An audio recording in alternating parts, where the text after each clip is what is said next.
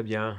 La prière est un sujet courant dans notre vie et je dirais de manière générale, nous savons tous, en tant qu'enfants de Dieu, en tant que chrétiens, que nous devons prier. La prière, pour moi, n'est pas une activité spirituelle, mais en réalité, c'est une relation spirituelle. Et je dirais, comme toute bonne relation, elle a du sens ou elle a la consistance lorsque nous avons la révélation de la personne avec qui nous sommes en relation. Si nous sommes en relation avec Dieu et nous n'avons pas une certaine révélation de Dieu, alors cette relation va prendre un coup, comme cette question un peu nous plante le décor. Comment vaincre la paresse spirituelle? Comment raviver le feu de la prière? Imaginons juste un instant. Si Dieu est réellement ce que la Bible dit qu'il est, si Dieu est réellement cette personne extraordinaire, alors je me pose la question de savoir qui peut être fatigué d'être en relation avec lui. En disant cela, je ne suis pas en train de minimiser le fait que nous pouvons être fatigués spirituellement. En réalité, ce que je suis simplement en train de dire, c'est que le vrai problème, ce n'est pas un problème de forme, mais un problème de fond. Et ce problème de fond, c'est parce que dans notre marche avec ce Dieu-là, il y a une dimension de révélation qui peut nous manquer et qui fait en sorte qu'à un moment donné, dans cette relation, nous sommes fatigués, nous sommes las, nous nous attendons à le voir d'une certaine manière où il ne se manifeste pas parce que nous le connaissons d'une certaine manière alors que Dieu est en train de se mouvoir dans une autre dimension. La vie de prière ne doit pas se substituer à la présence de Dieu. Je fais une distinction entre la présence de Dieu et la vie de prière. La vie de prière est une conséquence, est un résultat, est une résultante de la présence de Dieu, mais pas l'inverse. Je peux avoir une vie de prière sans avoir la présence de Dieu avec moi. Et si j'ai une vie de prière sans la présence de Dieu, à un moment donné, malgré cette vie de prière, je serai fatigué. Pourquoi? Parce que je serai en train de faire les choses par moi-même. Rappelons bien ce que le Seigneur a dit. Il déclare, je suis le cep et vous êtes les sarments. Sans moi, vous ne pouvez rien faire. Donc si j'essaie de pouvoir faire vivre une vie de prière sans le Dieu de la prière, alors à un moment donné, je vais me fatiguer et il y aura dans ma vie une certaine forme de lassitude.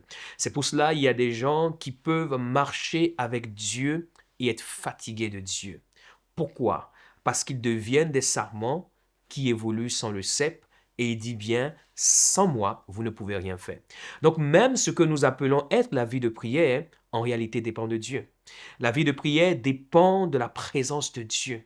La présence de Dieu dans ma vie va manifester à travers moi une dimension de prière.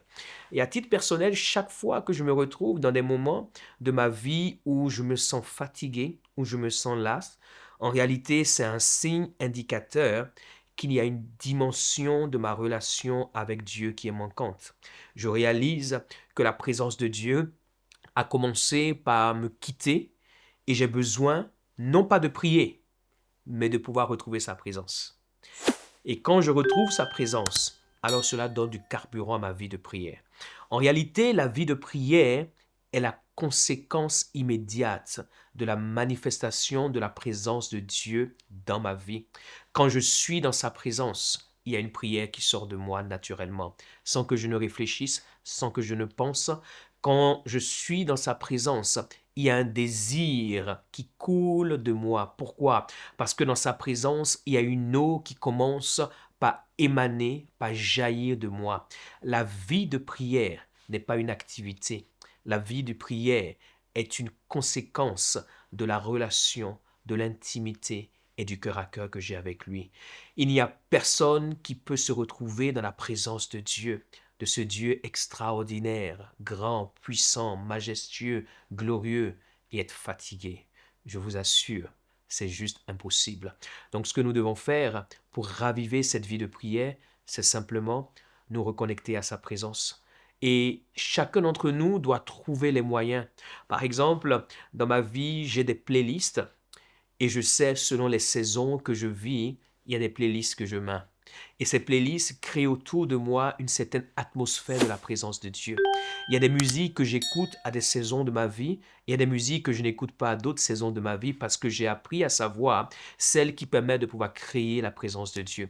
Il y a des auteurs que je lis, par exemple, à des saisons de ma vie parce qu'ils me permettent de pouvoir créer en moi, autour de moi, la présence de Dieu. Il y a des hommes et des femmes de Dieu que je considère avec la grâce qu'ils ont et je me connecte à eux à des saisons données de ma vie. En quelque sorte, j'ai appris dans ma marche à non seulement être intentionnel, mais à pouvoir distinguer les différentes saisons de manière à ce que la présence de Dieu soit là pour que ma vie de prière, ma vie dans la parole et ma vie de différentes choses spirituelles comme naturelles puissent porter du fruit et puissent permettre au Seigneur de pouvoir opérer en moi et à travers moi. Tu peux, malgré ce que tu vis actuellement, retrouver une soif, une faim et une passion encore pour ce Dieu. Retrouve simplement sa présence et tu verras la différence.